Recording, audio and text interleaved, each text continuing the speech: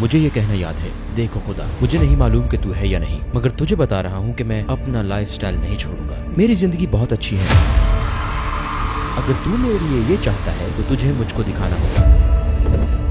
میرا دماغ کھوپڑی سے باہر نکل رہا تھا، میرے سر کا پچھلا پورا حصہ کھل گیا ہے، یہ بالکل ناقابل یقین ہے۔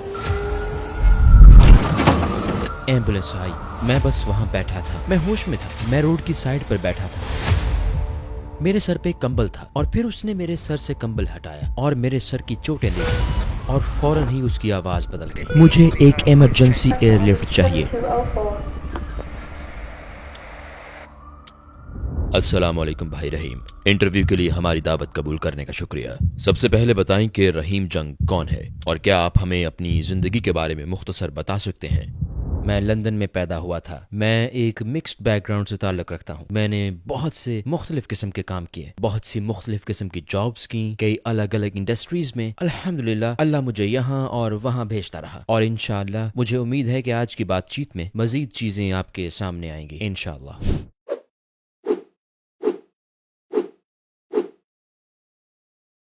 پہلے آپ کی زندگی کیسی تھی؟ ان دنوں شاید میرا کسی ذات پر ایمان نہیں تھا۔ میری پرورش میں کہوں گا کہ بہت ہی کھلے ذہن کے ماحول میں ہوئی۔ میرے والد اسلام پر یقین رکھتے تھے، مگر وہ روایتی اسلام کو نہیں مانتے تھے جیسے کہ ہم اسے سمجھتے ہیں، جس طرح میں اب اسے سمجھتا ہوں۔ میری ماں مذہب سے بھرپور نفرت کرتی تھیں۔ پہلے ان کی شادی کسی آئرش مرد سے ہوئی تھی، پھر انہیں طلاق ہو گئی، اور کیتھولک مذہب میں طلاق کی اجازت نہیں ہے، لہٰذا انہیں خارج کر دیا گیا، کیتھولک مذہب سے نکال دیا گیا۔ پھر جب وہ میرے والد سے ملی تو لوگوں نے اس بات کو قبول نہیں کیا، انہوں نے مذہبی لوگوں کو دیکھا اور ان میں منافقت نظر آئی۔ والدہ نے ان کو ہمیشہ دوسروں کو سکھانے مگر خود عمل نہ کرنے والا پایا، تو ہم ایسے ماحول میں بڑے ہوئے جہاں گھر میں کوئی حقیقی مذہب نہیں تھا۔ ہمیں بس اپنا کردار اچھا بنانا، معاملات اچھے رکھنا، طور طریقے اچھے بنانا سکھایا جاتا تھا، مگر مذہب کی کوئی اہمیت نہیں تھی۔ اور اگر میں اب اس وقت سوچوں تو شاید مجھے کبھی کبھی شک پیدا ہوتا تھا کہ خدا ہے بھی یا نہیں، یا کوئی مذہب ہے یا اس طرح کی کوئی چیز ہے یا نہیں، اور میرا یہ یقینی ایمان نہیں تھا کہ ہمیں کسی عقیدے کو ماننے کی ضرورت ہے۔ تو کیا آپ ہمیں اپنی جوانی کے زمانے کے بارے میں بتائیں گے؟ جب میں 18 سال کا تھا تو ہر چیز میں ناکام ہو رہا تھا، میں اسکول کے سارے امتحانوں میں فیل ہو رہا تھا، اور میں بس میوزک بزنس میں کام کرنا چاہتا تھا، چاہے کسی بھی طرح ہو۔ الحمدللہ ایک موقع ملا، میرے والد کوئی بزنس کر رہے تھے، ان کے بزنس پارٹنرز میں ایک شخص ایسا بھی تھا جس کے میوزک بزنس میں بہت سے رابطے تھے۔ میں نے اس سے بات کی اور کہا، دیکھو پلیز مجھے کسی بھی طرح ان کروا دو، بس مجھے اندر داخل کروا دو، باقی کام میں خود کر لوں گا، بس مجھے ان کروا دو۔ آخر اس نے کسی سے بات کر ہی لی اور میں نے میوزک پروموشن کمپنی میں کام شروع کر دیا۔ میں بہت خوش تھا، لگتا تھا پوری دنیا میری مٹھی میں آ گئی ہو۔ پھر اس سے مجھے اگلی جاب کا موقع ملا جو بہت ہی زبردست جاب تھی۔ میں جس کمپنی میں کام کر رہا تھا اسے اسٹیوی وانڈر کے لیے پروموشن کرنے کا کانٹریکٹ ملا، اور اسے چلانے والی اہم ترین شخصیت ایک پروجیکٹ مینیجر تھی۔ انہوں نے مجھے فون کیا اور کہا، کیا تم ابھی اپنی جاب چھوڑ کر میرے ساتھ کام کرنا چاہو گے؟ میں نے کہا، ڈیپینڈ کرتا ہے کہ کام کیا ہے۔ انہوں نے کہا، ہم یہاں یوکے میں مورٹن ریکارڈز شروع کر رہے ہیں۔ یہ تو جیسے میرا خواب پورا ہو گیا تھا۔ پوری ہسٹری میں مورٹن سب سے بڑا ریکارڈ لیبل ہے، اپنے نام کے ساتھ مورٹن کا نام جڑنا، ایسا بزنس کارڈ اپنے پاس ہونا جس پر مورٹن ریکارڈز لکھا ہوا ہو، آپ کہیں بھی جائیں یہ کارڈ آگے کر دیں، سارے دروازے کھل جاتے ہیں، اور مجھے یوکے میں مورٹن ریکارڈز کا یہ نیا ویژن شروع کرنے کا موقع مل رہا تھا۔ وہ کون سا نتیجہ خیز لمحہ تھا جو آپ کو اسلام کے قریب لے آیا؟ میرے خیال میں میرے لیے ایک نتیجہ خیز لمحہ وہ تھا جب میں ایک پارٹی میں تھا۔ اس بڑی پارٹی میں میوزک، لوگ اور سب کچھ تھا، اور میرے انکل وہ حال ہی میں مذہبی بنے تھے، اور وہ ماہ رمضان تھا۔ مجھے یہ بھی نہیں پتا تھا کہ یہ رمضان ہے۔ وہ آئے اور انہوں نے پارٹی ہال کے دروازے پر دستک دی، انہیں معلوم تھا کہ میں اندر ہوں۔ انہوں نے مجھے بلایا اور کہا، میں چاہتا ہوں کہ آج رات تم مسجد چلو۔ میں نے کہا، میں یہاں اپنے دوستوں کے ساتھ ہوں، آپ کو تو پتا ہے انکل، پلیز کسی اور دن۔ مگر انہوں نے کہا، نہیں آج رات۔ میں نے پھر کہا، میں نہیں جا سکتا۔ انہوں نے کہا، میں بحث نہیں کر رہا، میں تمہیں بتا رہا ہوں، اور مجھے نہیں پتا تھا کہ یہ لیلۃ القدر ہے۔ وہ مجھے علاقے کی مسجد میں لے گئے۔ اس وقت میں مورٹن ریکارڈز میں تھا، اور اس وقت میں کہوں گا کہ میری زندگی میری امیدوں سے زیادہ بہتر گزر رہی تھی، اور مجھے قنوت میں دعا کا ہونا یاد ہے۔ میں اس میں شامل نہیں ہو رہا تھا، میں مسجد کے آخری سرے پر بیٹھا تھا، اور مجھے پاور محسوس ہوئی۔ آمین آمین آمین۔ مجھے یہ کہنا یاد ہے، میں نے وہاں بیٹھے بیٹھے کہا، دیکھو خدا، مجھے نہیں معلوم تو ہے یا نہیں، مگر تجھے بتا رہا ہوں کہ میں اپنا لائف سٹائل نہیں چھوڑوں گا۔ میں نے کہا، میں نہیں چھوڑنے والا، میری زندگی بہت اچھی ہے۔ میں نے کہا، اگر تو میرے لیے یہ چاہتا ہے تجھے کچھ کرنا ہوگا، تجھے مجھ کو دکھانا ہوگا۔ تب سے چیزیں خراب اور پھر خراب سے خراب تر ہوتی چلی گئیں، یہاں تک کہ مجھ میں حقیقی ڈر بیٹھ گیا کہ میں پاگل پن کی طرف جا رہا ہوں۔ میں ٹھیک سے کام کرنے کے قابل نہیں تھا، میں کام کرنے کا اہل نہیں رہا تھا، میں ہر کام سے قاصر ہو گیا، میرے تعلقات خراب ہو گئے اور سب برباد ہو گیا، اور میرا کیریئر تباہ ہو گیا، ہر چیز بگڑ گئی، اور میں بالکل ایک کشمکش میں پھنس گیا جس سے دماغی توازن خاصا بگڑ گیا۔ میں بالکل پریشان حال تھا۔ مجھے یاد ہے ایک دن میرے ایک کزن نے پھر وہی کام کیا۔ وہ انہی انکل کا بیٹا تھا جو مجھے مسجد لے گئے تھے۔ وہ مجھے مسجد کے امام سے ملوانے لے گیا، اور مجھے یاد ہے امام مجھ سے ایک ہی بات کہے جا رہے تھے۔ وہ مسلسل کسی سمت کے بغیر سفر کی بات کر رہے تھے، اور مجھے محسوس ہوا کہ میں سفر کر رہا ہوں، مگر یہ نہیں جانتا کہ میں کہاں جا رہا ہوں۔ مجھے معلوم نہیں تھا کہ زندگی کا مقصد کیا ہے، مجھے نہیں پتا تھا کیا اہم ہے، اور مجھے یاد ہے اس جاب پر میں ایک دن سو گیا تھا، میں اپنی کرسی پر سو گیا تھا، اور مجھے نیند سے جاگنا یاد ہے، اور بھائی مجھے ایسا محسوس ہوا، میں اس کی وضاحت نہیں کر سکتا۔ مجھے محسوس ہوا جیسے میں خالی ہاتھ کائنات کے درمیان تیر رہا ہوں۔ مجھے نہیں معلوم تھا کہ میں کون ہوں، میں نہیں جانتا تھا کہ میں کہاں جا رہا ہوں، مجھے نہیں پتا تھا کہ کیا ہو رہا ہے۔ میں نے ہر طرح کے مشکل حالات سہے۔ وہ کون سی چیزیں تھیں جنہوں نے آپ کو اسلام کے بارے میں سب سے زیادہ متاثر کیا؟ شروع میں 2 چیزوں نے مجھے سب سے زیادہ متاثر کیا۔ نمبر 1، جب میں نے ان لوگوں کو دیکھا، اور میں اپنے ہی خاندان کے ان لوگوں کو جانتا تھا، دور کے رشتہ دار جو عملی مسلمان نہیں تھے، ان میں سے کوئی عملی مسلمان نہیں تھا، ہم میں سے کوئی بھی بڑے خاندان میں نہیں پلا بڑا تھا، لیکن جب میں ان لوگوں کو دیکھتا تھا جنہوں نے اسلام پر عمل شروع کیا تھا، تو مجھے ہمیشہ ان میں اطمینان، ایک سکون نظر آتا تھا جو دوسروں میں نہیں ہوتا تھا، اور اس چیز نے مجھ پر بہت اثر ڈالا، خصوصاً جب میں اپنے کزن کے پاس جاتا تھا۔ وہ شادی شدہ اور ایک بچے کا باپ تھا، اس کے پاس پیسے نہیں ہوتے تھے، پھر بھی وہ مجھ سے زیادہ خوش تھا، اور میں میوزک بزنس میں کام کر رہا تھا، خوب روپے پیسے اور سیلیبریٹیز کے ساتھ، مگر پھر بھی وہ مجھ سے زیادہ خوش تھا۔ آخر کیسے؟ نمبر 2، جب وہ مجھ سے بات کرتا، میں اسے کہتا ہاں مگر اس کے بارے میں کیا خیال ہے، یہ بات سمجھ سے باہر ہے، خدا یہ کیسے کر سکتا ہے، اور خدا نے یہ کیوں کیا، اور ایک پیغمبر کیوں؟ میں اسے پوچھتا تھا کیونکہ میں یہ نہیں چاہتا تھا، میں ایمان لانا نہیں چاہتا تھا۔ اس کے جوابات ہمیشہ یہ ہوتے تھے۔ اللہ تعالیٰ قرآن میں یہ فرماتا ہے، پیغمبر محمد صلی اللہ علیہ وسلم نے فرمایا، وہ میرے ساتھ کبھی بھی ایک دفعہ بھی اپنی عقل، اپنی دلیل سے بحث نہیں کرتا تھا، اور وہ ہمیشہ صحیح جواب ہوتا تھا، اور میں سوچتا تھا اس کے پاس ہمیشہ صحیح جواب کیسے ہوتا ہے، اور میں سوچتا تھا کہ یہ حیرت انگیز بات ہے۔ دراصل وہ اپنی بات نہیں کرتا تھا، وہ تو بس مجھے قرآن اور سنت بتا دیتا تھا۔ تو کون سے واقعات نے آپ کو اپنا رستہ بدلنے پر مجبور کیا؟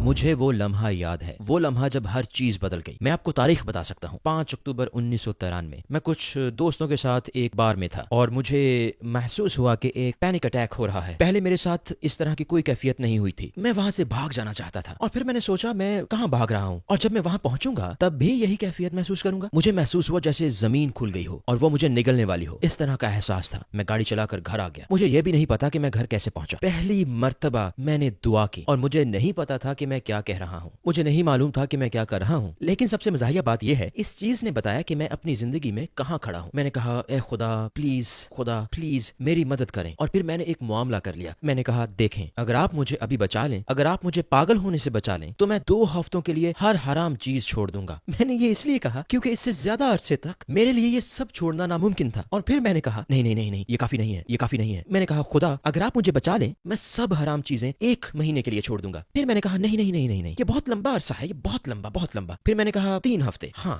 ٹھیک ہے، میں مطمئن ہو گیا، 3 ہفتے۔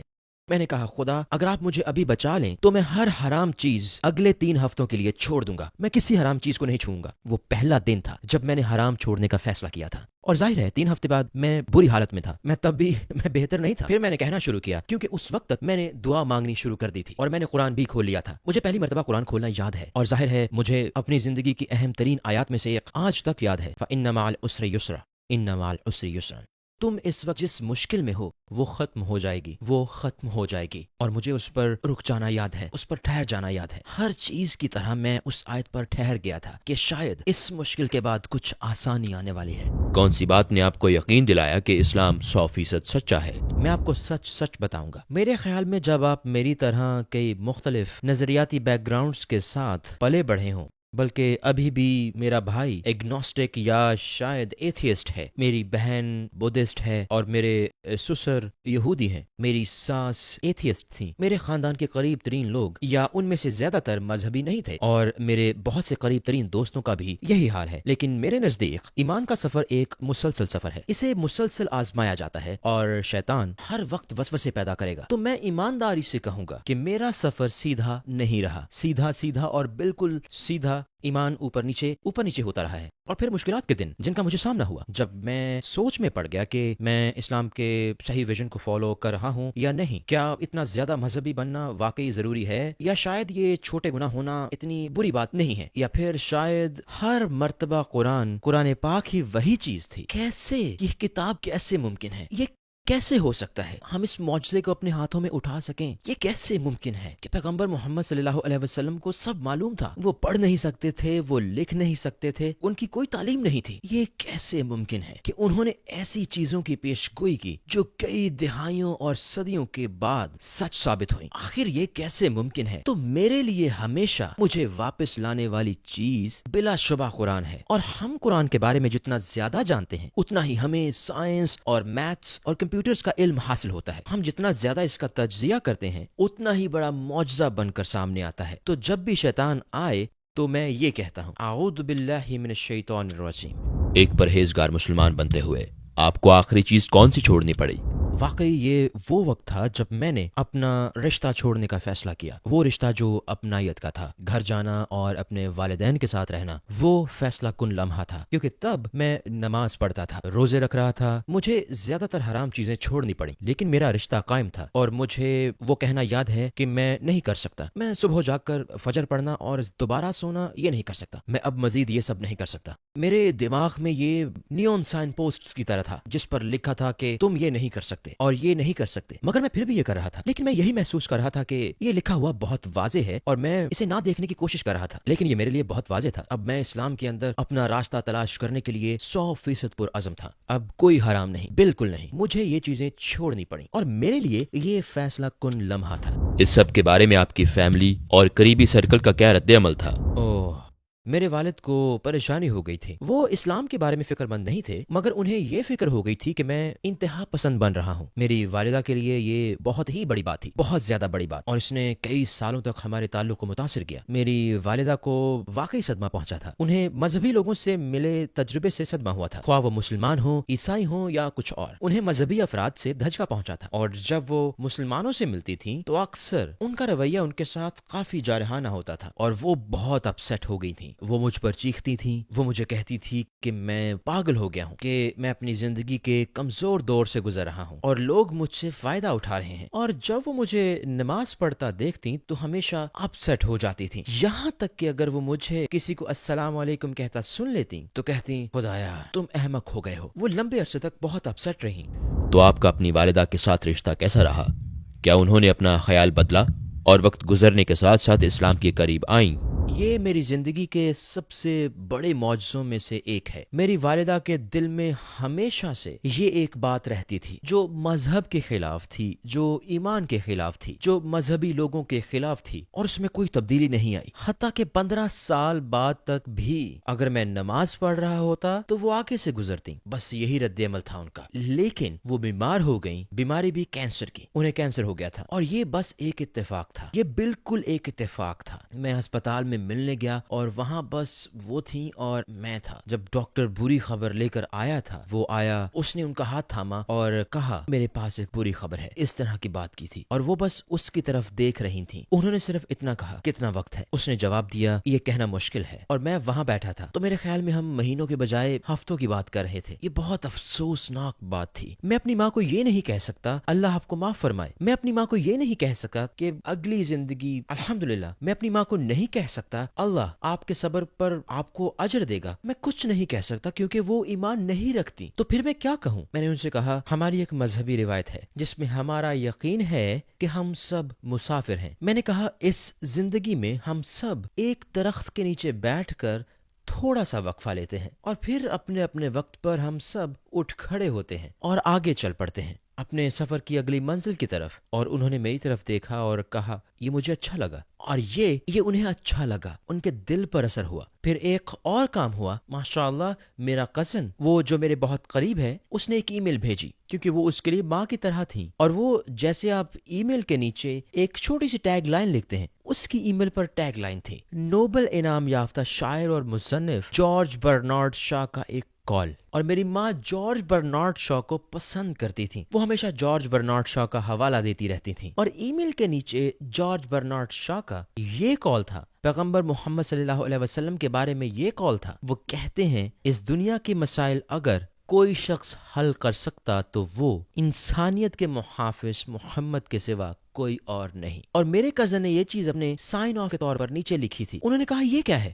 وہ آئی اور کہا کیا تمہیں پتا ہے جارج برنارڈ شاہ نے محمد صلی اللہ علیہ وسلم کے بارے میں یہ کہا؟ میں نے کہا ہاں۔ انہوں نے سب کو بتانا شروع کر دیا، کیا آپ نے دیکھا جارج برنارڈ شاہ نے محمد صلی اللہ علیہ وسلم کے بارے میں کیا کہا؟ تو دھیرے دھیرے دھیرے دروازہ کھل رہا تھا، لیکن اب بھی میں سوچ رہا تھا وہ مسلمان نہیں ہیں۔ پھر وہ میرے پاس آئیں اور انہوں نے کہا میں تم سے ایک سنجیدہ بات کرنا چاہتی ہوں۔ انہوں نے کہا دیکھو، میں نے تمہارے بھائی اور بہن سے کہا ہے جب میں مر جاؤں تو مجھے جلا دیا جائے، یہ میری خواہش ہے۔ اور انہوں نے کہا مجھے پتا ہے یہ تمہارے لیے مشکل ہوگا۔ میں نے کہا کوئی بات نہیں، آپ جو بھی چاہیں یہ آپ کی خواہش ہے۔ میں بولا لیکن ٹھہرے، میں نے کہا کیا آپ نے غور کیا کہ یہ عمل کیسے ہوگا، اس میں کیا ہوگا؟ انہوں نے کہا تمہارا کیا مطلب ہے؟ انہوں نے کہا اچھا دیکھو، میں نے کہا اگر آپ کا انتقال ہمارے گھر پر ہوتا ہے، جیسے کہ ہمیں امید ہے کہ آپ کا انتقال یہاں ہوگا، میں نے کہا کچھ اجنبی لوگ آئیں گے اور آپ کو لے جائیں گے۔ میں نے بولا یہ لوگ کون ہیں؟ میں نے کہا وہ بس پیسوں کے عوض دیکھ بھال کرنے والے ہیں، وہ آئیں گے اور آپ کو لے جائیں گے۔ میں نے کہا پھر وہ آپ کو بے لباس کریں گے۔ میں نے کہا پھر وہ آپ کی میت کو محفوظ رکھنے کے لیے کیمیکلز لگائیں گے۔ میں نے کہا پھر وہ آپ کے چہرے پر میک اپ کریں گے، آپ کے بال سیٹ کریں گے، پھر وہ آپ کو کپڑے پہنائیں گے۔ میں نے کہا کون ہیں یہ لوگ؟ میں نے کہا اس میں عموماً ایک دو ہفتے لگتے ہیں۔ انہوں نے کہا وہ بولی اور کیا راستہ ہے؟ میں نے کہا آپ کے بیٹے آپ کو لے جائیں گے اور آپ کو کوئی نہیں دیکھے گا اور آپ کا وقار قائم رہے گا۔ میں نے کہا پھر آپ کو لوکل سینٹر لے جائیں گے۔ میں نے کہا آپ کی بیٹیاں آپ کو غسل دیں گی اور میں نے کہا آپ کو سفید کفن میں لپیٹا جائے گا اور میں نے کہا کہ آپ کو 1 دن کے اندر اندر دفن کر دیا جائے گا۔ انہوں نے کہا میں یہی چاہتی ہوں۔ اور الحمدللہ انہوں نے میرے بھائی اور بہن کو فون کیا اور انہیں اس بات کا یقین نہیں آیا کیونکہ وہ جانتے تھے کہ انہیں اسلام پسند نہیں۔ اب میرے لیے ایک مسئلہ بنا، وہ مسلمان نہیں، لہٰذا اب میرے لیے مسئلہ تھا۔ اچھا تو میں سوچ رہا تھا مجھے اب کیا کرنا چاہیے، یہ میں خود اپنے ذہن میں سوچ رہا تھا۔ اب آخر مجھے کیا کرنا چاہیے؟ میری ماں مسلمان نہیں ہے، وہ مسلمانوں والی تدفین چاہتی ہے۔ میں امام صاحب سے یہ نہیں کہہ سکتا کہ میری ماں کا جنازہ پڑھائیں، وہ مسلمان نہیں ہے۔ مجھے کیا کرنا چاہیے؟ تو میں ہر چانس لینا چاہتا تھا اور یہ مشکل تھا کیونکہ بہت سے لوگ انہیں ملنے آ رہے تھے۔ میں چاہتا تھا بس سب چلے جائیں کیونکہ بس چند منٹ کے لیے، صرف چند منٹ کے لیے میں ان سے اکیلے میں بات کر سکوں۔ اور پھر مجھے پہلا موقع ملا، اور چونکہ وہ ایک نرس تھیں، ان کی پسندیدہ چیز میڈیسن تھی۔ وہ انسانی جسم کی ساخت پر حیران ہوتی تھیں۔ تو میں نے ایک دن ان سے کہا انسانی جسم جس انداز سے کام کرتا ہے یہ شاندار ہے۔ میں نے کہا آپ کے خیال میں کیا یہ ممکن ہے کہ اسے ڈیزائن کیا گیا ہے اور یہ محض اتفاق نہیں؟ انہوں نے کہا ہاں مجھے ایسا لگتا ہے۔ میں نے کہا ٹھیک ہے، میں نے اپنی بات ختم کر دی۔ پھر میں دوبارہ آیا، اگلی مرتبہ پھر سے لوگ آ رہے تھے، دن گزر رہے تھے۔ ہر دن مجھے پتا نہیں تھا کہ وہ 1 دن زندہ رہتی ہیں، 4 دن، 5 دن۔ میں سوچ رہا تھا مجھے موقع کب ملے گا، ایک اور موقع۔ میں نے کہا ہم نے آخری مرتبہ بات کی تھی، میں نے خالق کے موجود ہونے پر بات کی تھی۔ میں نے کہا آپ کے خیال میں کیا یہ ممکن ہے کہ خالق نے ہمارے لیے کچھ لوگ بھیجے ہوں، اچھے لوگ جو ہماری رہنمائی کریں، عیسیٰ علیہ السلام کی طرح، ابراہیم علیہ السلام، موسیٰ علیہ السلام اور محمد صلی اللہ علیہ وسلم کی طرح، ان کی طرح؟ میرا مطلب ہے اس طرح گھما پھرا کر بات کر کے۔ میں بہت ڈرا ہوا تھا کہ وہ کہیں گی نہیں نہیں نہیں۔ انہوں نے کہا ہاں میرا خیال ہے یہ ممکن ہے۔ اب میرے من میں آیا یہ کافی ہے، کیونکہ مجھے ڈر تھا اگر میں ان سے کہوں کلمہ شہادت پڑھیں تو وہ کہیں گی کیا میں یہ نہیں پڑھوں گی اور پھر میں پھنس جاؤں گا۔ میں نے دل میں سوچا یہ کافی ہے، الحمدللہ میں امام صاحب کو بتاؤں گا، انہوں نے کہا ہے کہ میں اللہ کو مانتی ہوں اور یہ کہ محمد صلی اللہ علیہ وسلم کو مانتی ہوں، الحمدللہ یہ کافی ہے، ہم انہیں دفن کر سکتے ہیں۔ تو میں نیچے آیا اور میں نے اپنے بیٹے اور بیوی کو بتایا۔ میں نے کہا الحمدللہ، انہوں نے کہا کہ وہ اللہ کو مانتی ہے، انہوں نے کہا کہ وہ پیغمبروں کو مانتی ہے، یہ کافی ہے۔ میرا بیٹا اس نے کہا یہ کافی نہیں، یہ کافی نہیں۔ میں نے کہا ٹھہرو، اس نے کہا مجھے جا کر بات کرنے دیں۔ میں نے کہا نہیں نہیں، کیونکہ اگر انہوں نے نہ کر دی تو پھر ہم پھنس جائیں گے۔ وہ اوپر گیا، مجھے لگا جیسے وہ 5 گھنٹے سے اوپر گیا ہوا ہے۔ میں دائیں سے بائیں واک کر رہا تھا اور پھر وہ واپس آیا اور مجھے نہیں پتا کہ وہ کتنی دیر اوپر رہا۔ میں نے کہا کیا ہوا؟ اس نے کہا کوئی مسئلہ نہیں، انہوں نے کلمہ شہادت پڑھ لیا۔ اللہ اکبر! تو ماشاءاللہ انہوں نے عربی میں کلمہ شہادت پڑھا۔ الحمدللہ یہ میری زندگی کا سب سے بڑا معجزہ ہے اور وہ مسلمانوں کے قبرستان میں دفن ہے، الحمدللہ الحمدللہ۔ अस्सलाम वालेकुम भाई और बहनों, हमने देखा है कि हमारे 80% नाजरीन बाशुमूल इस वीडियो के ने हमारे चैनल को सब्सक्राइब नहीं किया है। जैसा कि आप जानते हैं, हम एक गैर मुनाफा बख्श तंजीम है और हमने अपनी वीडियोस पर एड्स बंद रखी हैं। लिहाजा हम सिर्फ इसलिए ही कह रहे हैं ताकि सच्चाई को फैलाया जाए। ये एक छोटा सा अमल लग सकता है, लेकिन इंशाल्लाह ये बहुत से लोगों के लिए रहनुमाई का जरिया होगा। आइए अब सब्सक्राइब बटन पर क्लिक करें और एक साथ चलें अब्दियत की तरफ। इस्लाम पर अमल करने के बाद आपको सबसे बड़े कौन से चैलेंज का सामना था? मेरे लिए सबसे बड़ा मसला था कि मुझे पता था कि म्यूजिक बिजनेस में वापस नहीं जा सकता। वो मेरा ख्वाब था, वो मेरी जिंदगी था, मेरा कैरियर था। मुझे बस इतना पता था, मैंने कोई और काम नहीं किया था, मैंने कोई और जॉब नहीं की थी। मैंने दूसरी नौकरियां की, जैसे डिलीवरी और पिज्जा। मैं पिज्जा डिलीवरी करता था और मैंने टैक्सी चलाई और ये सब किया, लेकिन मेरा बाकायदा कैरियर सिर्फ म्यूजिक था। तब मुझे पता था मैं इस इंडस्ट्री में वापस नहीं जा सकता, क्योंकि ये मेरा ज्यादातर काम नाइट क्लबों में होता था। मैं वहां वापस जाने से डरता था, क्योंकि मेरे लिए या ये था या वो था, और अगर मैं वापस वहां जाता तो मेरा इस्लाम खत्म। मैं ये जानता था और मेरे लिए ये सबसे मुश्किल चीज थी। मुझे दोबारा शुरुआत करनी थी, बगैर किसी तालीम के, बगैर तजुर्बे के। मुझे नया कैरियर तलाश करना था, नए रास्ते पर बढ़ना था। ये मुश्किल काफी अरसा बरकरार रही। मुझे नहीं पता था मुझे क्या करना है। इस्लाम से पहले आपकी जिंदगी का मकसद क्या था और इस्लाम के बाद क्या है? इस्लाम से पहले जिंदगी का मकसद कोई मकसद नहीं। मुझे इमाम साहब ने भी यही कहा था, बगैर किसी सिमत सफर करना। आप बस सिर्फ थे, आप एक जानवर की तरह होते हैं। जानवर क्या करते हैं? जब जानवर भूख महसूस करते हैं तो खाते हैं। जानवर को बाथरूम की हाजत होती है, वो बाथरूम करता है। जानवर को डर लगता है तो वो डरता है। जानवर को गुस्सा आता है तो वो शोर मचाता है। बस अपने नफ्स की मानता है, बस अपनी ख्वाहिशात के पीछे दौड़ता है। एक जानवर बस ये कुछ करता है। अल्हम्दुलिल्लाह, अल्लाह ने उन्हें ऐसा ही बनाया है, कोई मसला नहीं। बगैर हिदायत के हम यही कुछ करते हैं। हम हर नई चीज से मुतासिर होते हैं और वैसा करते हैं। मैं भी अपनी जिंदगी में यही कुछ कर रहा था, खुशियों के पीछे दौड़ रहा था। लुत्फ हासिल करना, अपने माहौल के मुताबिक चलना, मेरा मतलब है अपने साथ वालों की तरह करना। अल्हम्दुलिल्लाह, इस्लाम के साथ आपका नुक्ता नजर दायमी होता है। ये मुझे हर चीज का तरीका सिखाता है। मैं बाथरूम जाता हूँ तो मेरा एक मकसद होता है। मैं अपने टेबल के सामने बैठता हूँ तो मेरा एक मकसद होता है। क्या मैं सलीके से बैठ रहा हूँ? क्या मैं किसी को डिस्टर्ब तो नहीं कर रहा? क्या मैं दाएं हाथ से खाना खा रहा हूँ? आपका एक मकसद और एक सिमत होती है, जो आपके नफ्स की तरफ से नहीं होती, बल्कि अल्लाह की तरफ से हिदायत पर मबनी और मुतय्यन होती है। क्या आपने कोई गैर मामूली वाकया नोट किया जहां आपने महसूस किया हो कि अल्लाह ताला से आपका खास ताल्लुक है, खास तौर पर उसकी तरफ से तहफ़्फ़ुज़ के हवाले से? अपनी मुंतखब करदा चीजों से नहीं, अल्लाह की हिदायत से। अल्हम्दुलिल्लाह, मेरी खुशकिस्मती है कि मैंने बहुत सी मुस्लिम चैरिटीज के साथ काम किया। मैंने हमेशा सदके के मौजज़े देखे हैं। मैं एक चैरिटी डिनर पर था और इस डिनर पर एक खास मकसद के लिए चंदा जमा किया जा रहा था। मैं आपको बताऊंगा कि वो मकसद क्या था। मेरा इरादा था कुछ रकम अतिया करने का, और मैं कुछ रकम अतिया करने के लिए तैयारी करके आया था, और मुझे मालूम था कि ये एक चैरिटी डिनर है। मैंने अपनी बीवी से कहा, देखो ये एक बड़ी मुनफरिद चीज है, सोचो हम एक शख्स को बचाएंगे। दरअसल इतनी रकम से हम सिर्फ एक को बचाएंगे। और मैंने कहा थोड़ा ज्यादा देते हैं। उसने कहा ठीक है, ज्यादा दे दो। जितनी रकम देने का हमारा इरादा था, हमने उसका 6 गुना दिया। कुछ दिन बाद मैं एक ट्रिप पर जा रहा था। हम न्यूजीलैंड और ऑस्ट्रेलिया में कुछ वीडियोस बना रहे थे और कुछ चैरिटी का काम कर रहे थे। न्यूजीलैंड में वापसी पर हमारे पास एक इजाफी दिन था, जिस पर हम घूमने निकले और खूबसूरत गारों को देखने गए। उन्हें मावरी गारें कहते हैं। हम वहां से वापस आ रहे थे कि एक हादसा पेश आया। गाड़ी का दरवाजा खुल गया और मैं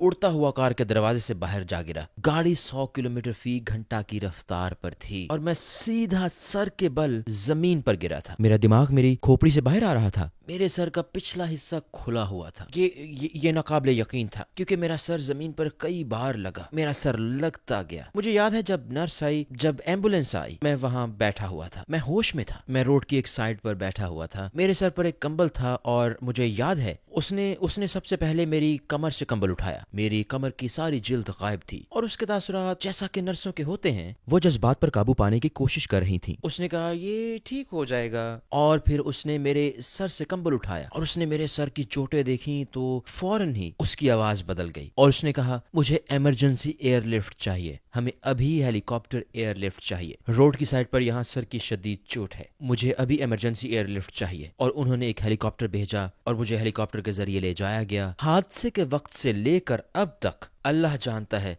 मैं पुरसकून था। मेरा दिल मुतमईन था, مجھے جو بھی ڈاکٹر ملا اس نے مجھے یہی کہا. انہوں نے کہا تم معجزاتی طور پر بچے ہو. جب میں ہسپتال میں تھا تو وہ میرے دماغ کو ہونے والے نقصان کا اندازہ لگا رہے تھے. انہوں نے کہا دماغ کو کسی قسم کا نقصان نہیں پہنچا. اور من ہی من میں مجھے 100% پتا تھا کہ وہ معجزہ کیا تھا, کیونکہ وہ فنڈ ریزنگ والا ڈنر جو میرے نیوزی لینڈ اور آسٹریلیا کے نکلنے سے کچھ دن پہلے کی بات ہے وہ غزہ کے لوگوں کے لیے تھا. یہ 2014 کی بات ہے, اور اگر آپ کو 2014 میں غزہ پر حملہ یاد ہے, یہ ڈنر برین پریشر سینسر کے لیے تھا. جب غزہ کے لوگوں کو برین انجریز ہوتی تھیں تو یہ فنڈ ان کے دماغ کے نقصانات سے بچانے کے لیے تھا. عطیات انہی کے لیے جمع کیے جا رہے تھے, یہ ان کے تحفظ کے لیے تھے. اور میں نے اپنی بیوی سے کہا تھا ذرا سوچو, ہم ایک آدمی کو برین کے نقصان سے بچاتے ہیں. میں جانتا تھا, میں 100% جانتا تھا کہ میرے عطیے نے مجھے بچا لیا. الحمدللہ, وہ میرا صدقہ تھا. پیغمبر صلی اللہ علیہ وسلم کی کون سی عادت حسنہ نے آپ کو سب سے زیادہ متاثر کیا؟ دراصل 2 باتوں نے. وہ ایک پیغمبر اور ایک بادشاہ بھی ہو سکتے تھے, انہیں اس کا اختیار حاصل تھا. وہ حضرت داؤد علیہ السلام اور حضرت سلیمان علیہ السلام کی طرح رہ سکتے تھے.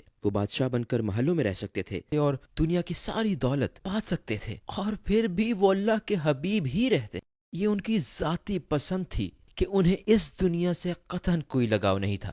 ان کے پاس جو کچھ تھا وہ انہوں نے بانٹ دیا. اللہ کے رسول صلی اللہ علیہ وسلم نے غریب رہنے کی دعا کی, مسکینوں کے ساتھ رہنا پسند کیا, اور انہوں نے فرمایا میں اس دنیا میں ان کے ساتھ رہوں گا اور آخرت میں بھی ان کے ساتھ رہوں گا. سبحان اللہ, کیسا کردار ہے, کوئی ان جیسا کیسے ہو سکتا ہے. سبحان اللہ. اور مجھے معاف کیجیے گا, اور ان کی رحمت, ان کی شفقت, ان کا رحم, یہ کیسے ممکن ہے کہ ایک آدمی جو آپ پر کچرا پھینکتا ہے اور آپ اس کے لیے پریشان ہوں, آپ اس کی تندرستی کے لیے پریشان ہوں. عورت کچرا پھینک رہی ہے اور آپ اس کی ویلفیئر, اس کی تندرستی کے بارے میں فکر مند ہیں. ایک انسان کے دل میں یہ کیسے ممکن ہے؟ رحمت کا یہ عالم, جذبات کا یہ عالم, یہ کیسے ممکن ہے کہ جب آپ کے انتہائی عزیز رشتہ دار, وہ لوگ جو آپ کے بہت قریب ہوں, آپ کے بہترین دوستوں پر تشدد کیا گیا اور قتل کر دیا گیا, یہ کیسے ممکن ہے؟ آپ انتقام نہیں لینا چاہتے اور آپ سب کو معاف کر دیتے ہیں. سبحان اللہ. رحمت کا کیا عالم ہے, ان کے دل کی نرمی کا عالم. سبحان اللہ. آپ اس وقت کس قسم کے پروجیکٹ کر رہے ہیں؟ جیسا کہ میں نے کہا, اللہ نے مجھ پر بڑا کرم کیا ہے. میں اس وقت متعدد چیریٹیز کے ساتھ کام کر رہا ہوں. میں ریڈ فاؤنڈیشن نامی ایک چیریٹی کا سفیر ہوں. وہ تعلیم کے شعبے میں مہارت رکھتے ہیں, تو وہ شامی پناہ گزینوں کے لیے کام کر رہے ہیں. ان کا ایک سلسلہ ہے جسے بس میں اسکول کہتے ہیں, کیونکہ کیمپوں میں کوئی اسکول نہیں ہوتا, تو انہوں نے ایک بس بنائی ہے جو کہ ایک اسکول ہے, اور یہ بس پناہ گزینوں کے سارے کیمپوں میں جاتی ہے اور کیمپوں میں موجود بچوں کے لیے مکمل فعال کلاس رومز فراہم کرتی ہے. الحمدللہ میں اس پروجیکٹ میں شامل ہوں, اور میں اسلام چینل کے ساتھ بھی کام کر رہا ہوں, اور جلد ہی ایک پوڈ کاسٹ شروع کرنے والا ہوں. تو الحمدللہ میں جلد اس پر کام شروع کرنا چاہتا ہوں, کیونکہ ہم اس چیز پر کام کر رہے ہیں کہ یہ دیکھنے میں کیسا لگے گا, اور ممکن ہے کہ سیرت پر ایک آڈیو بک بھی پیش کریں. UK میں انگریزی زبان میں ایک کتاب لکھی گئی ہے جس کا نام The Simple Seerah ہے. یہ غیر مذہبی لوگوں کے لیے ہے, یا ایسے لوگوں کے لیے جو مذہب پر تھوڑا بہت عمل کرتے ہیں, جو سیرت طیبہ کے بارے میں زیادہ نہیں جانتے, اور وہ ایک آڈیو بک چاہتے ہیں, اور وہ اس حوالے سے میرے بارے میں سوچ رہے ہیں. تو انشاءاللہ آڈیو بک کی آوازوں میں ایک آواز میری بھی شامل ہوگی. الحمدللہ. آپ اپنے حتمی تاثرات میں کیا کہنا چاہیں گے؟ الحمدللہ میں ایک نصیحت کے طور پر کہنا چاہوں گا, میرے لیے پہلی اور سب سے اہم چیز بنیاد پر واپس جانے کی ہے, پیغمبر محمد صلی اللہ علیہ وسلم کی حیات طیبہ. جب کبھی ہمیں رہنمائی درکار ہو, انہوں نے اپنے معاملات کیسے حل کیے, وہ بچوں کے ساتھ کیسے برتاؤ کرتے تھے, وہ اپنی بیویوں, اپنی فیملی کے ساتھ کیسے برتاؤ کرتے تھے, ہم ان کی مثال سے بہتر سمجھ سکتے ہیں, اور یہ ہم بیٹھے بٹھائے نہیں کر سکتے. ہمیں پڑھنا پڑے گا, ہمیں اسے سیکھنا ہوگا, آپ کو اس کے بارے میں پڑھنا ہوگا. ہمیں اللہ اور اس کے رسول صلی اللہ علیہ وسلم کا قرب پانے کے لیے کوشش کرنی ہوگی, اور پھر اللہ خود بخود ہمارے قریب آئے گا. اور یہی کچھ میری زندگی کا تجربہ ہے کہ جب کبھی آپ اللہ کی طرف ایک چھوٹا سا قدم بڑھاتے ہیں, اللہ آپ کی طرف دوڑ کر آتا ہے, اور مشکل وقت اللہ کی رحمت ہے, اس سے اللہ آپ کو جھنجھوڑتا ہے, اور وہ جھنجھوڑے گا لوٹ آؤ. اور میں نے نوجوانوں میں سب سے بڑا مسئلہ شیطان کی چال کا دیکھا ہے, کیونکہ میری گرل فرینڈ ہے, یا کیونکہ میں چرس پیتا ہوں, کیونکہ میں شراب پیتا ہوں, یا کیونکہ میں نائٹ کلب جاتا ہوں, یا کہوں کہ میں یہ کرتا ہوں, تو پھر اسلام میرے لیے نہیں ہے. یہ نہیں ہو سکتا. میں ایمان والا ہو کر یہ سب نہیں کر سکتا. یہ ایک جھوٹ ہے. اسلام سب کے لیے ہے. در حقیقت اسلام ہے ہی گناہ گاروں کے لیے. اسلام ہارے ہوئے لوگوں کے لیے ہے. یہ ان کے لیے ہے جن کے پاس کچھ نہیں. یہ ان کے لیے ہے جن کا خیال ہے کہ ان کی امید دم توڑ چکی ہے. وہ اللہ ان کے لیے موجود ہے. اللہ ہمیشہ موجود ہے, ہمیشہ. تو اگر آپ سب کچھ نہیں کر سکتے تو ہاتھ پر ہاتھ رکھ کر نہ بیٹھیں, کچھ نہ کچھ کریں. جو کچھ آپ کر سکتے ہیں بس دروازہ کھلا رکھیں. حتیٰ کہ آپ محض ایک قدم ہی کیوں نہ لے رہے ہوں, بس وہ قدم اٹھائیں انشاءاللہ, اور اللہ آسانیاں پیدا فرمائے گا.